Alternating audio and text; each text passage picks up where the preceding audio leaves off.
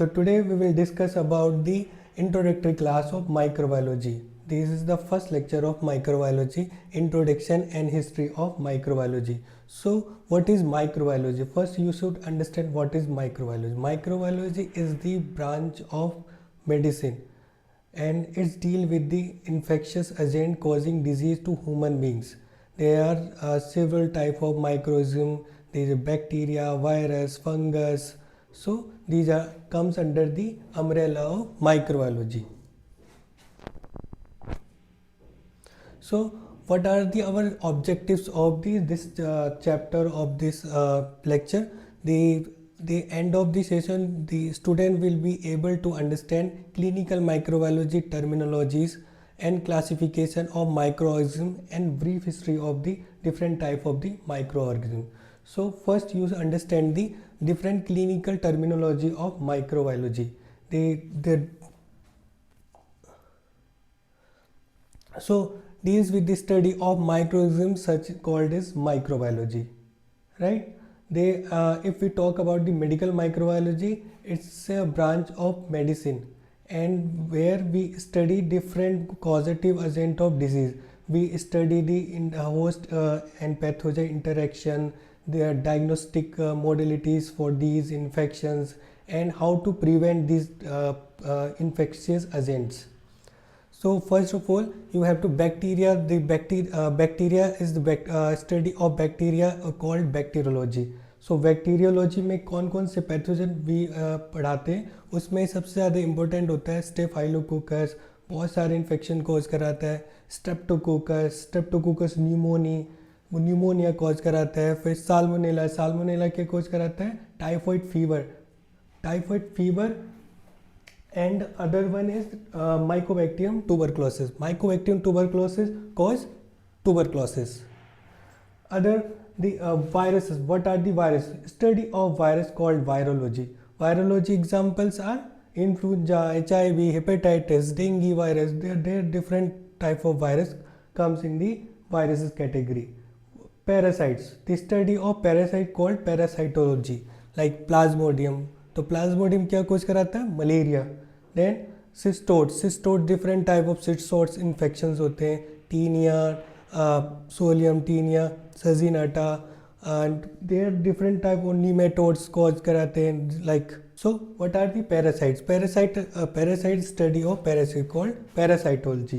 The study of Plasmodium cause malaria disease, then cestodes, nematodes, there number of infection cause by them.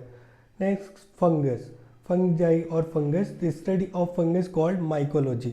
When we study fungal structures like Aspergillus, Candida, number of fungus like Mucor, Penicillium. There are lots of fungus cause disease in human beings. Next. So the concept with the clinical microbiology. The clinical microbiology is the prevention, diagnosis and treatment of the infectious disease. It includes general microbiology, immunology, hospital infection control, systemic microbiology, infectious disease.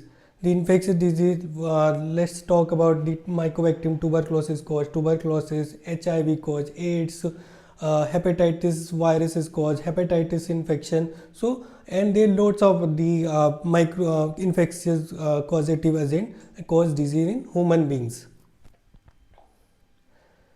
So what the study of the general microbiology, general properties of microorganism, taxonomy, their morphology, how they appears, their staining method, how to different their clinical features causing disease and their structure. So these are the basic structure or basic information about the microorganism. Immunology, immune system, immunological mechanism and host and our immune system interaction is studied in the immunology. Hospital infection control.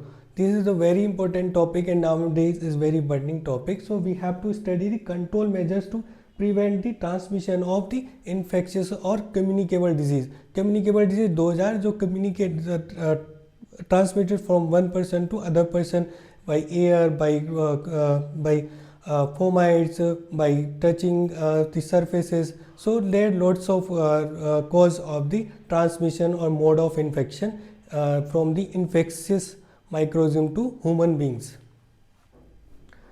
Systemic microbiology. Systemic microbiology is the most important branch, most important part of clinical microbiology. Microorganisms that infect human beings or our system. Suppose we, if a patient is suffering with the urinary tract infection, some patients suffering with the blood cardiovascular system infection, some patients suffering with the sexually transmitted disease system. So various organs are involved. So some patients are suffering with the central nervous system infection, so CNS infections we call them. So different organ involved and cause different type of disease by these pathogens. Clinical microbiology.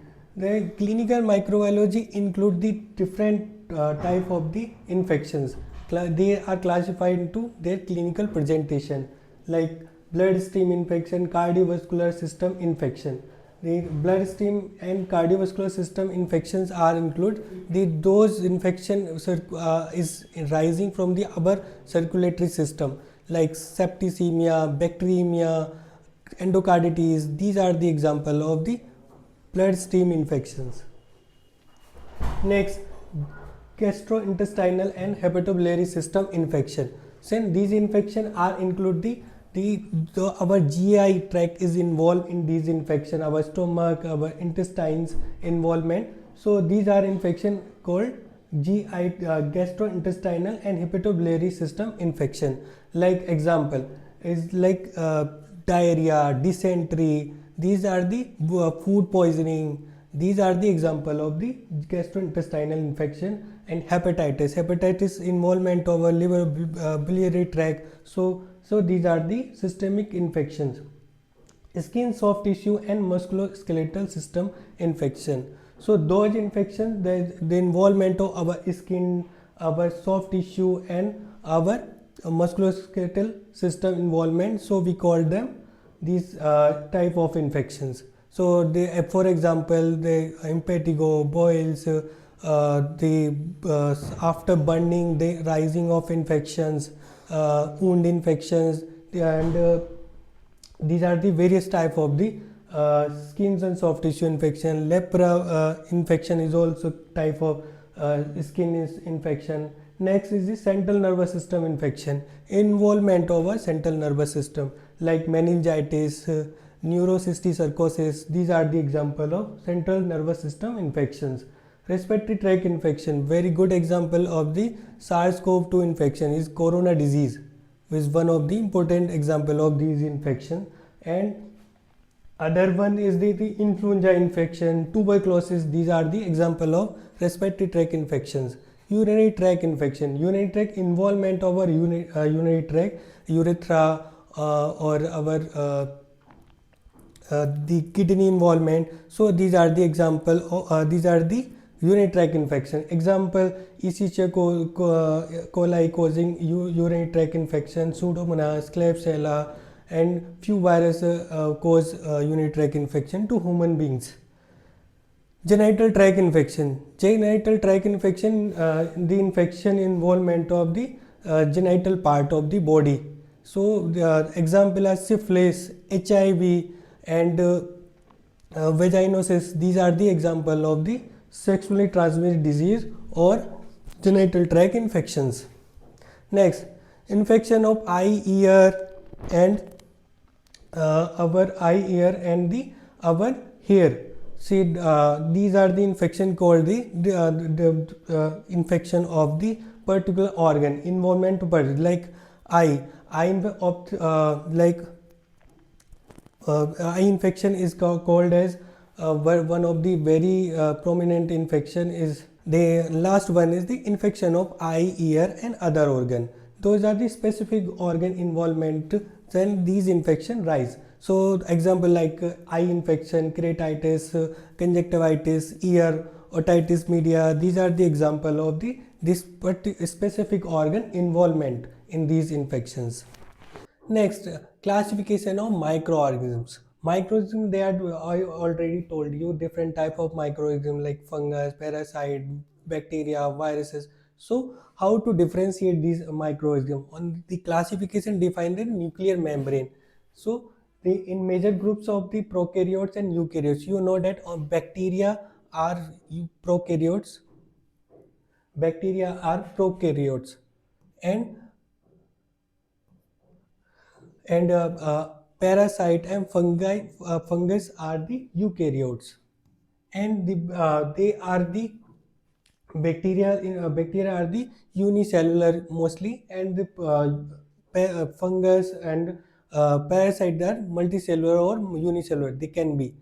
And virus, they are the nor prokaryotes or neither eukaryotes. So these are the on the basis of their genetic material, on the basis of their structure, on the basis of their nucleus, so they are differentiated from different categories.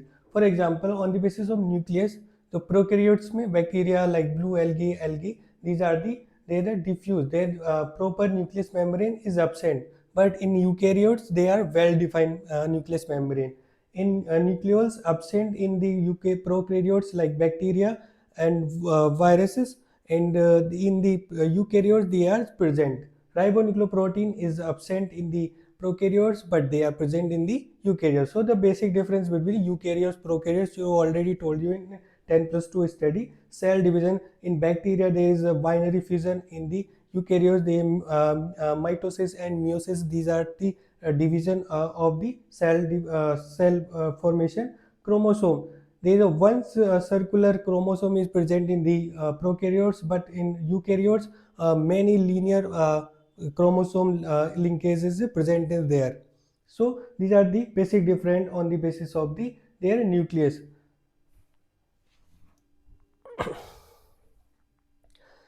Next, the extra chromosomal DNA they found in the plasmid in prokaryotes. Prokaryotes carries the plasmids, and in the eukaryotes found in the mitochondria. Cell membrane, and cell membrane does not contain sterol except in mycoplasma, but in eukaryotes it contains.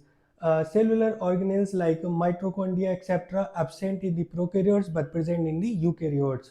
Ribosome, there are only 70s ribosome is present in the prokaryotes, but in eukaryotes 86 ribosome is present in the eukaryotes. Site of respiration, the mesosome is the site of respiration, but in the prokaryotes, but in eukaryotes the mitochondria.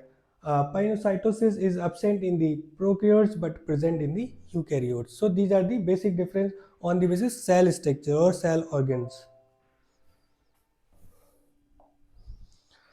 So now the history of the microbiology. Before going to the different to study different bacteria, virus, or parasite, we have to understand the history, how this the branch of the medicine comes. So you have to understand the pioneer researcher or scientist though discovered the microbiology.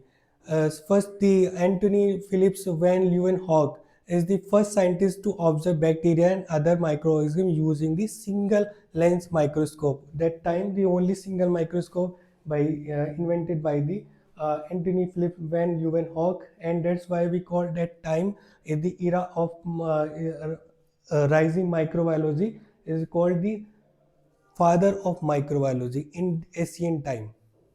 But in the modern time, the father of microbiology we call Louis Pasteur. So there is the difference. Ancient time of father of microbiology, Anthony Phillips van Leeuwenhoek, and the present in the modern microbiology, the father of microbiology, Louis Pasteur. So I will tell you the difference between the and next 2-3 slides. They call little animalcules to when he observed the microorganisms in the microscope, he called them little animalcules. Edward Jenner, ये बहुत important है, इनके बारे में पूछा जाता है, short note आता है, और इनको बोला जाता है फादर ऑफ वैक्सीन, क्योंकि वैक्सीन जो टर्म है उसको इन्होंने ही उसको ड्राइव किया, इन्होंने इसको डिस्कवर किया। इन्होंने जो वैक्सीन बनाई तो ये काउ पॉक्स, इन्होंने सबसे स्मॉल पॉक्स वैक्सीन। तो कोई पूछे small pox vaccine who discover that, Edward Jenner, और ये फर्स्ट थे जिन्होंने कोई वैक्सीन बनाई थी पूरे वर्ल्ड में. Then after that many vaccine develop on this concept, the immunisation program development. So he is the father of vaccine, we call them. Next, Louis Pasteur. Louis Pasteur को modern time का father of microbiology बोलते हैं. The professor of chemistry in France ये हैं. और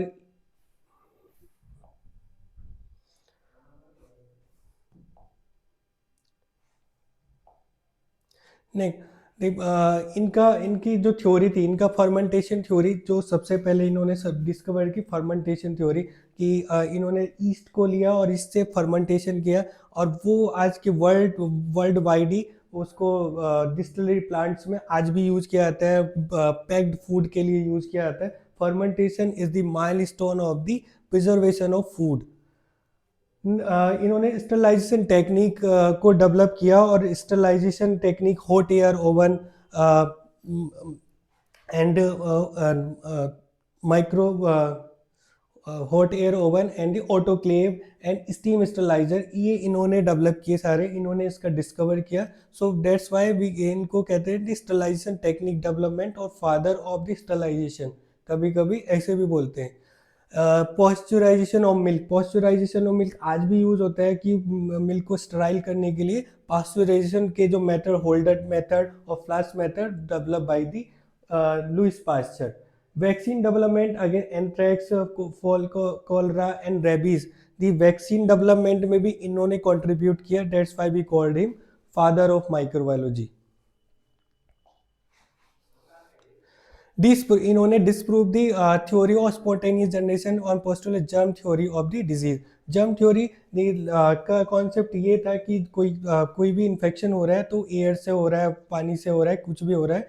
ऐसे इन्होंने बोला कि कोई इन्फेक्शन हो रहा है तो वो किसी माइक्रो ऑर्गेनिज्म की वजह से हो रहा है, ना कि वाटर, एयर और soil. They can be medium, but infection cause by the bacteria, virus और that micro organisms.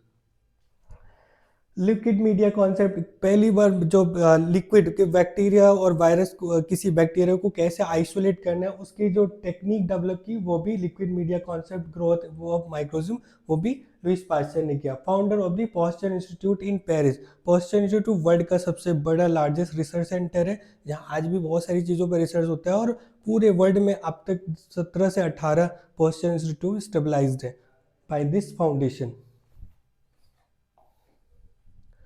Joseph Lister, इनको फादर ऑफ एंटीसेप्टिक सर्जरी कहा जाता है, क्योंकि उस टाइम में एंटीसेप्टिक सर्जरी का कोई कॉन्सेप्ट नहीं था उस टाइम में, और बहुत सारे ड्यूरिंग डिलीवरी बहुत सारी फीमेल्स की डेथ होती थी due to the sepsis, due to the infection, still child death होती थी due to the infection. So these to overcome this type of the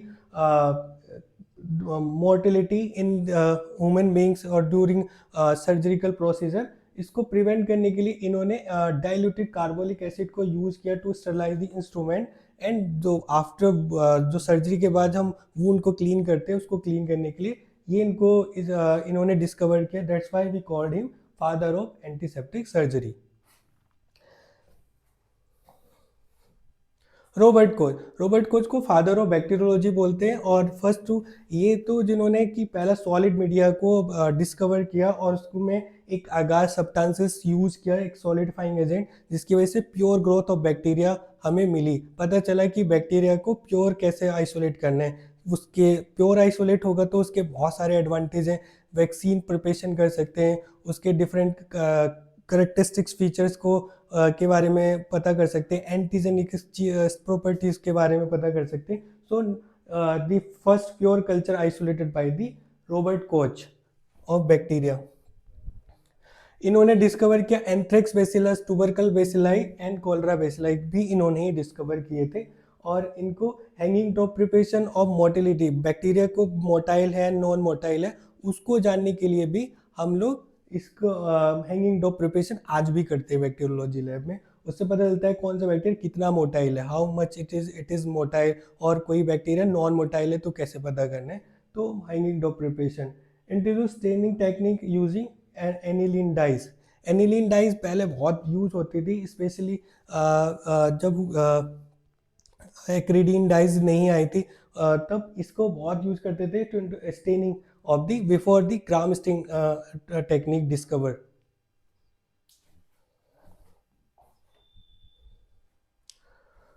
coach phenomena और कोच पोस्टुलेट बहुत ज़्यादा इस पे शॉर्ट नोट भी आता है, बहुत इंपॉर्टेंट टॉपिक होता है ये। Guinea pig and previously infected with the tubercle bacilli develop a hyper sensitivity reaction when injected with tubercle bacilli और its protein. So this is the phenomena कि क्या होता है कि अगर ट्यूबरकल बेसिलाई अभी भी हम मोन्टॉक्स टेस्ट करते हैं, उसमें क्या होता है, उसमें एक hyper sensitivity delay type hyper sensitivity reactions होती है। क्यों होती है? क्योंकि एक एरिथ्रोमा फॉर्मेशन होता है ड्यू टू दी हमारे एंटीजन एंटीबॉडी कॉम्प्लेक्स बनता है हमारी बॉडी में।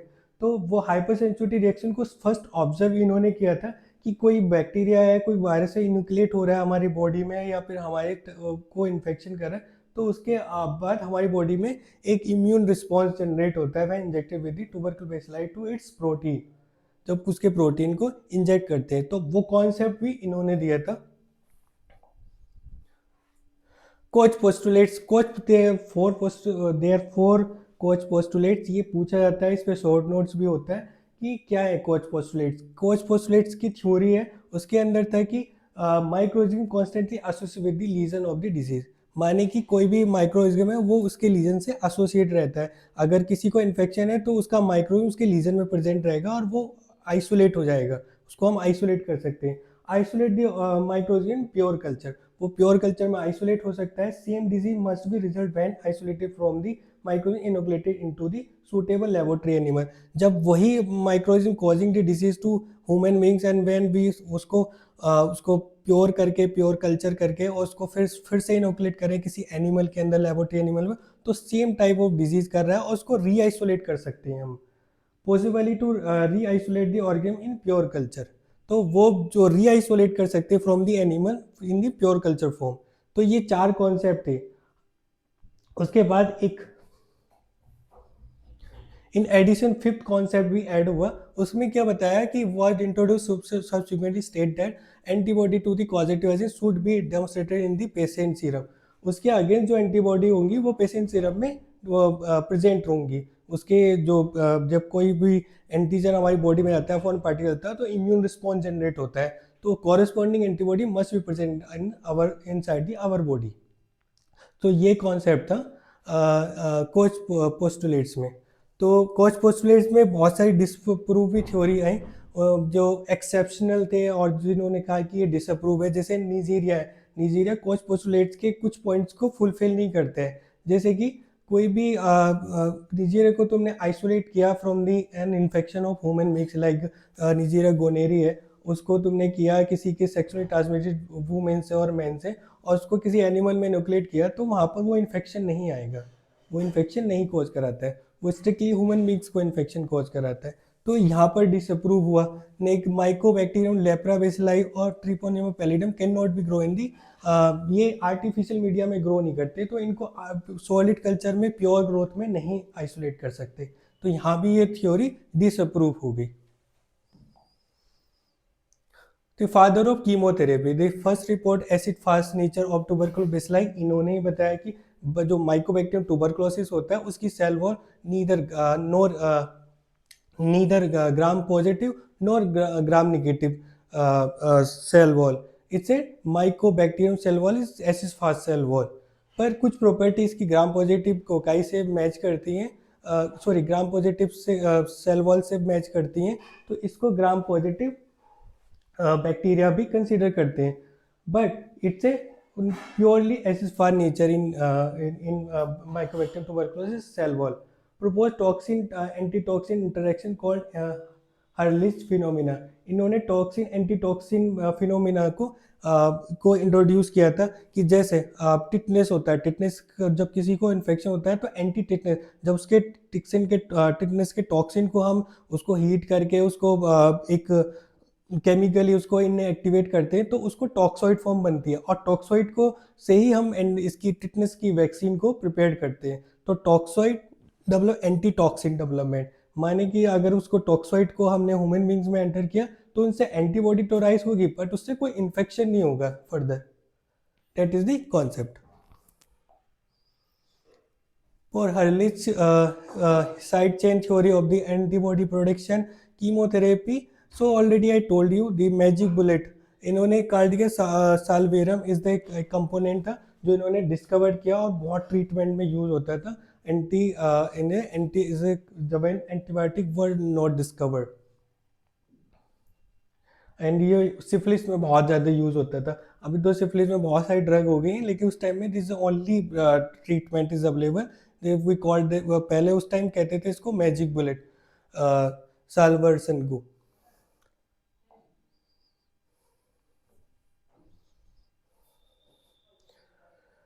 The bacteria Herlichia is discovered after name ही नोबेल प्राइज मिला इनको और बाय मेडिसिन. ये तो the other contribution of the scientists. So these are the other scientists though contribute in the different discovery like Hans Christian Graham को ग्रामस्टीन की discovery की. उसके बाद अंसरुस का इनको फाउंडर ऑफ इलेक्ट्रॉन माइक्रोस्कोप बोलते हैं. Alexander Fleming discover penicillin first antibiotic discover by the Alexander Fleming. Goodpasture describe viral culture technique in chick embryo. उन्होंने वायरल कल्चर को वायरस को कैसे कल्चर कर सकते हैं उसकी टेक्निक से इंट्रोड्यूस कराया. बारबरा मैकलिंटोश को describe mobile genetic elements in bacteria. Transposome from one bacteria to generation to other bacteria में कैसे ट्रांसफर होते हैं.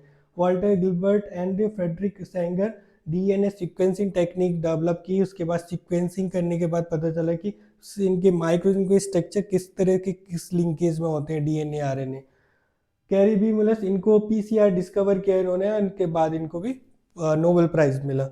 So these are the major scientists those contribute in the modern microbiology.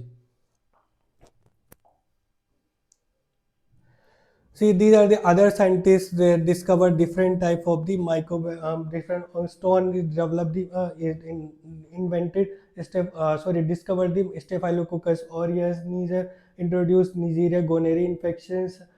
Which is born is the Neisseria meningitis, Loeffler Corynebacterium diphtheria, Franklin Streptococcus pneumoniae, and Bruce is the Brucella melitensis, and Ketosto is the Clostridium tetani. So these are the number of scientists contribute in the discovering of the different types of the microorganisms causing disease to human beings. Similarly, they are the other scientists those contribute in the discovery of the different infections.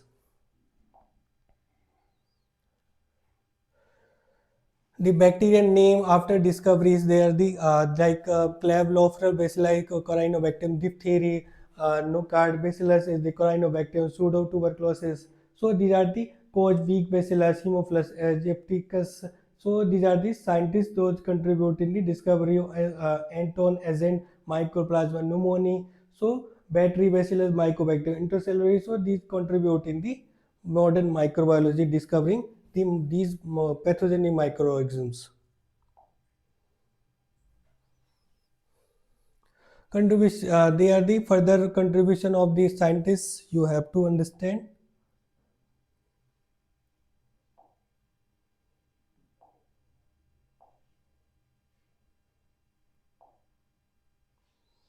Importance of medical microbiology for nursing care.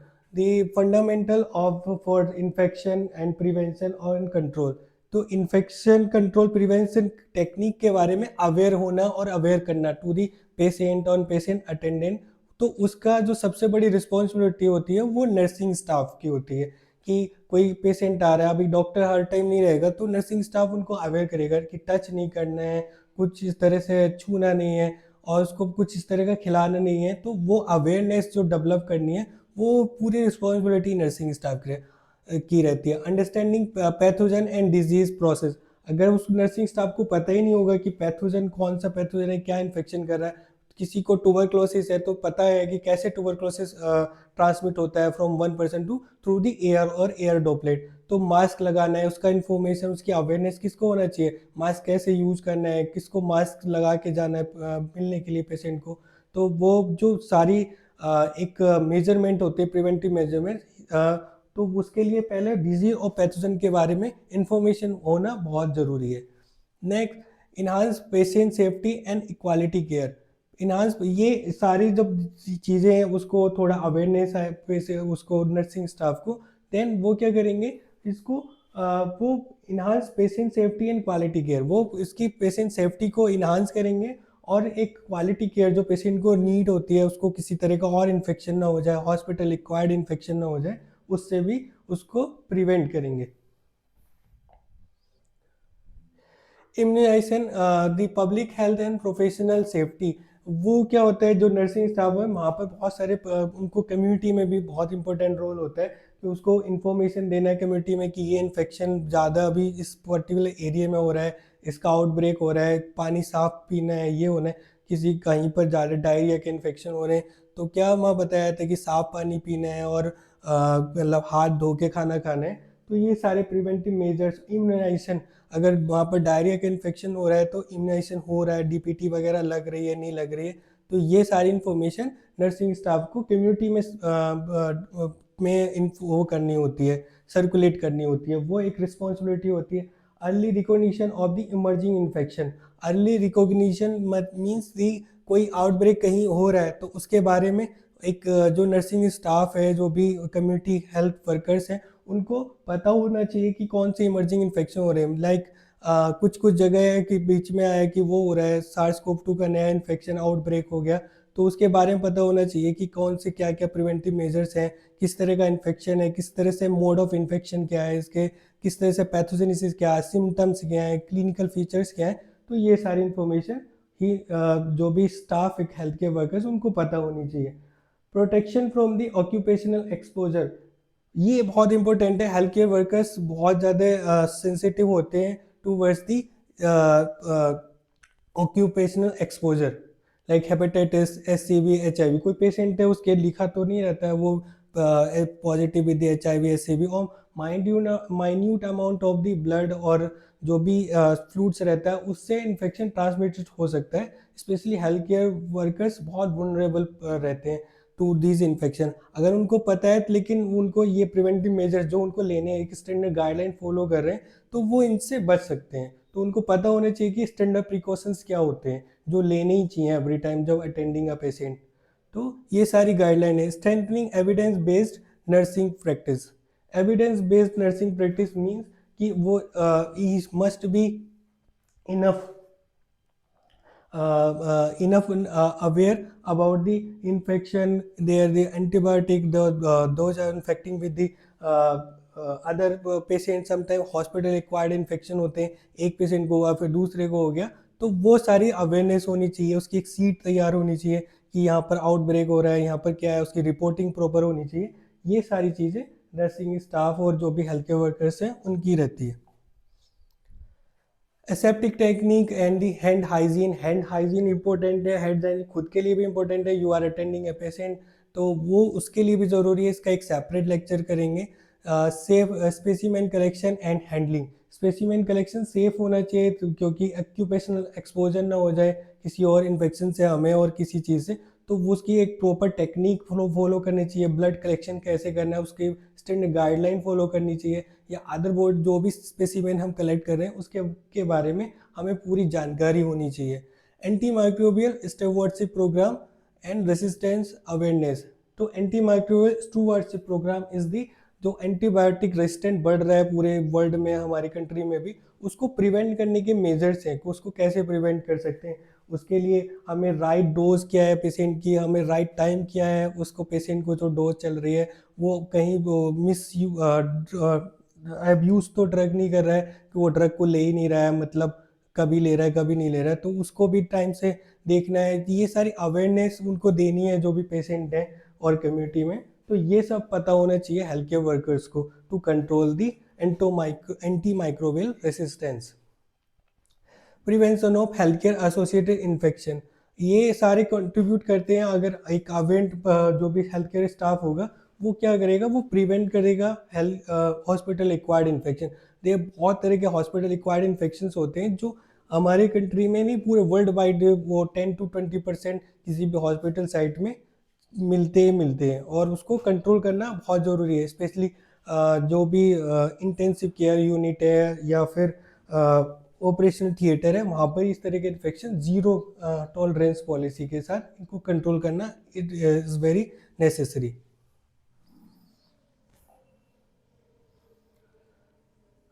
So the correct sentence regarding the prokaryotes. तो आपके हिसाब से इसमें सबसे ज़्यादा correct sentence क्या है for the prokaryotes? Nucleus is present in prokaryotes? No. Cell memory does not contain sterol except in mycoplasma? B. Is that? No. Cellular organs like mitochondria are present? No. Extra chromosomal DNA is found in the mitochondria? No. So the B is the cell memory does not contain sterol except in mycoplasma. This is the right answer. Who is the father of microbiology? So अभी मैंने बताया कि जो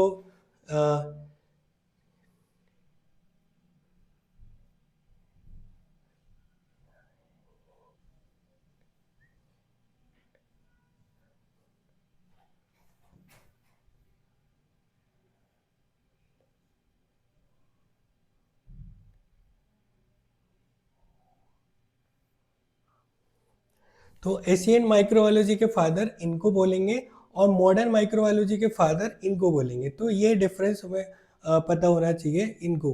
ठीक है, तो ये पता होना चाहिए. बाकी जो दो ऑप्शंस हैं वो गलत है इसमें भी. Match the correct common name with the scientific name of the bacteria. तो इसमें कौन सा करेक्ट है? इसमें विच वन इज करेक्ट? बाकी बताओ, एक करेक्ट होगा बाकी सब गलत होंगे. तो क्या ये पहला वाला एटोन्स एजेंट माइको माइकोबैक्टीरियम पैराटुबरकुलोसिस, नहीं ये भी गलत है. बैटरी बेसिलस बुर्कोडेरिया, नहीं ये तो हीमोफ्लस इन्फ्लुएंजा के लिए. कोच वीक बेसिलस, ये भी हीमोफ्लस इन्फ्लुएंजा के लिए. और क्लेब लोफलर वेसिलाई, हाँ क्लेब लोफलर साइंटिस्ट नहीं, माइको, ये इसका राइट आंसर है. Importance for nursing practice. तो awareness about the communicable disease के बारे में पता होना चाहिए. जो भी इन्फेक्शियस डिजीज़ हैं उनके बारे में इंफॉर्मेशन होना ज़रूरी है. सेफ स्पेसिमेन कलेक्शन प्रैक्टिस करना चाहिए. Anti microwave stewardship programme, right dose, right time and right antibiotic course vigilance भी एक इम्पोर्टेंट पार्ट है. Prevention of health care associated infection, उनको प्रिवेंट करने के लिए hand wash, hand hygiene, mask etiquettes, ये सब उसको पता होनी चाहिए नर्सिंग स्टाफ को. Next is what is the scope of medical microbiology in nursing care. तो पहला क्वेश्चन ये इम्पोर्टेंट क्वेश्चन है, ये पूछा जाता है कुछ अक्सर एग्जाम में. Right short notes on Robert Koch, इनका क्या कंट्रीब्यूशन है. लुइस पास्चर का क्या कंट्रीब्यूशन है. जोसेफ लिस्टर को क्या पता. तो रॉबर्ट कोच को फादर ऑफ बैक्टीरियोलॉजी बोलते हैं. इनका बहुत सारे इन्होंने डिस्कवरी किए हैं. इन्होंने bacillus anthrax, tubercle bacilli, cholera को डिस्कवर किया. इन्होंने रॉबर्ट कोच ने स्टेनिंग टेक्निक दी. इन्होंने सॉलिड मीडिया भी दिया था. और लुइस पास्चर को फादर ऑफ माइक्रोबायोलॉजी बोलते हैं. फादर ऑफ माइक्रोबायोलॉजी, इन्होंने इनका कंट्रीब्यूशन बहुत सारी चीज़ों में इन्होंने डिस्कवर किया. और जोसेफ लिस्टर, इनको फादर ऑफ एंटीसेप्टिक सर्जरी बोलते हैं. So these are the scientist, their contribution. Right the concept of the Koch postulates. Koch postulates जो 4 कोच पोस्टुलेट्स हैं उनको लिखना है. एंड एडिशनली एक और 4 कोच पोस्टुलेट्स है उसको भी लिखना है, जिसमें एंटीबॉडी कॉरस्पॉन्डिंग एंटीबॉडी टाइटर राइज होता है. सो this is the lecture about the introduction of microbiology. I hope we will see you in next lecture.